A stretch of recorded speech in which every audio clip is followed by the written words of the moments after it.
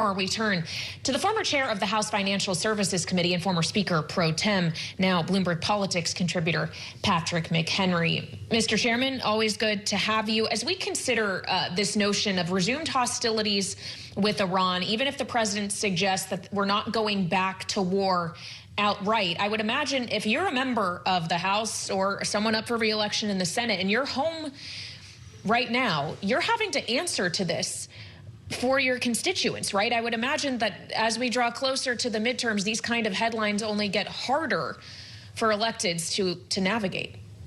Yes, it's uncertain for all of us watching the situation, but particularly jarring for those seeking re-election and trying to give your constituents a sense of certainty, especially about the cost of things in their life, particularly gas prices.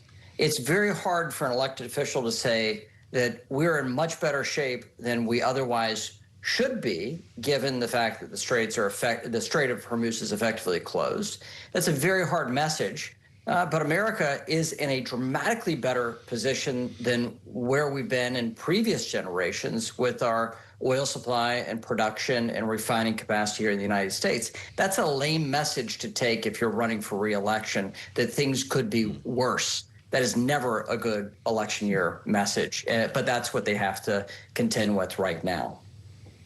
Mm-hmm. As somebody who's run for re-election a couple times, Mr. Chairman, you wonder what the mentality is going to feel like by Labor Day. And I don't know if you buy into that long-standing bit of wisdom that people start to solidify their opinions right around the beginning of September, and that's when these races start to harden, that the races start to codify themselves based on what we're seeing in the current standing in the polls. Right now, I guess everybody's on the beach, you know that, they're not paying quite as much attention, but when does $3.79 become a real problem for consumers who are starting to make decisions for November?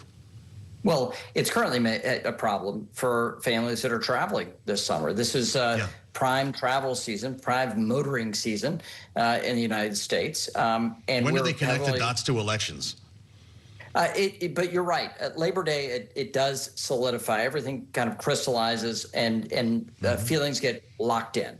And since Election Day is no longer really Election Day, once you hit the month of October, you have people voting or starting to vote across the country. That means that you basically have a month-long election day here in the United States. And so you really want to have your act together. And as an incumbent running for re-election, especially as a Republican going into a midterm, it's going to be tough. It's a very tough message.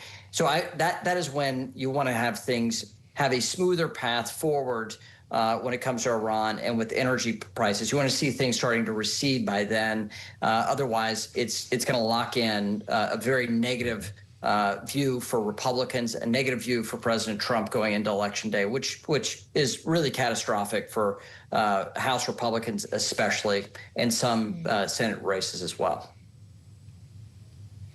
Well, I'd like to ask you about one Senate race in particular, the Senate race in Maine. We are still waiting to see what Graham Plattner's future will be if he does ultimately drop his campaign in his bid to unseat Susan Collins in the face of sexual assault allegations, which of course he denies. Mr. Chairman, if you're Susan Collins right now, is it heartening to know you may have a new opponent in a matter of weeks who isn't going to have as much time to build up support? Or did you want to run against Graham Plattner? No, I think Senator Collins wanted to run against Graham Plattner, and the Democrats started to understand that with multiple serious allegations, and each one becoming more damning and less defensible for the Democratic Party. And as late as three days ago, you had Democratic operatives, especially from the socialist wing of the party, defending every bit of allegation against Graham Plattner. It's troubling for them to have to answer for that.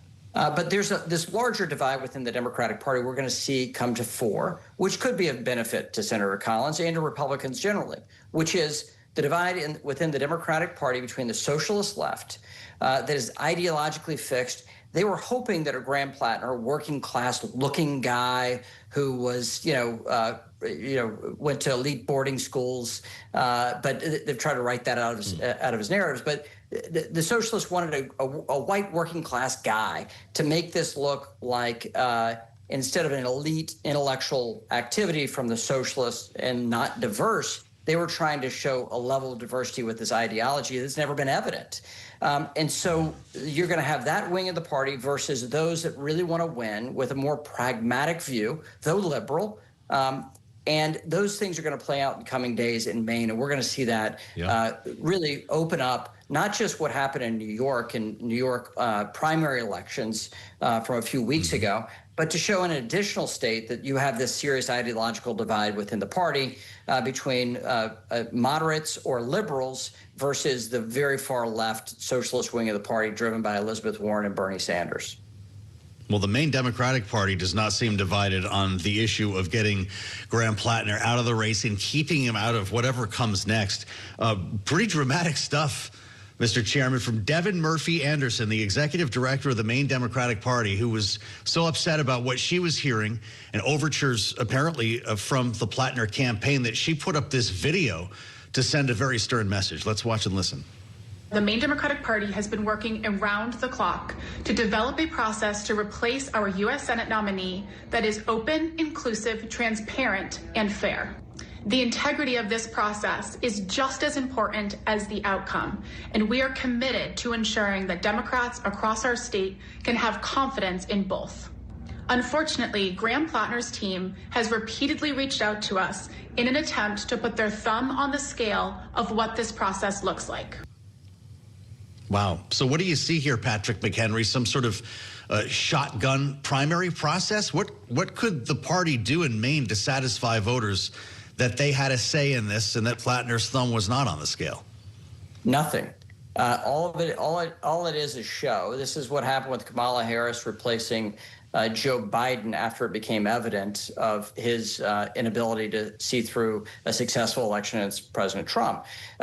So it's going to play out like that. Again, you're going to see theater about inclusivity and input, but the party apparatus and party rules dictate, and state law will dictate this replacement process, which is very closed circuit in the Democratic Party within Maine, just like most parties across the country. This is effectively a closed door event, but they'll have some theater to show inclusivity. The word integrity, though, is very interesting to hear.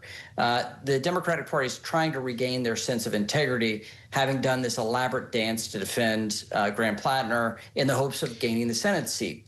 Both parties, in fact, my friends and Republicans in Texas are doing something similar around a pretty bad Republican nominee in the Texas Senate race. So both parties are dealing with this, and these are things that parties have to deal with from time to time. And unfortunately, we're all going to be able to. Unfortunately for Democrats in Maine, they're the ones that have to go through this pretty nasty and arduous process to find a way to salvage an election in Maine. We just got a headline crossing from the Washington Post that Plattner will be speaking about the future of his campaign tonight. So I guess we'll see if that is when a formal announcement will come. Of course, CNN had earlier reported there would be a video. I guess we will all stay tuned to find out. Mr. Chairman, thank you so much for your time. As always, the former chair of the House Financial Services Committee and now a Bloomberg Politics contributor, Patrick McHenry.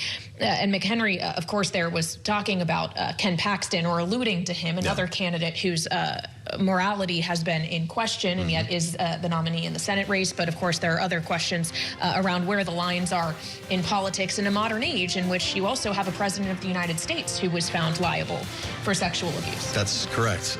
This is not going to get easier for Graham Plattner. And when he speaks tonight, of course, we'll be listening and let you know more. The Washington Post saying that the campaign team held a call this afternoon. Leadership sounded resigned to the idea that it could be ending.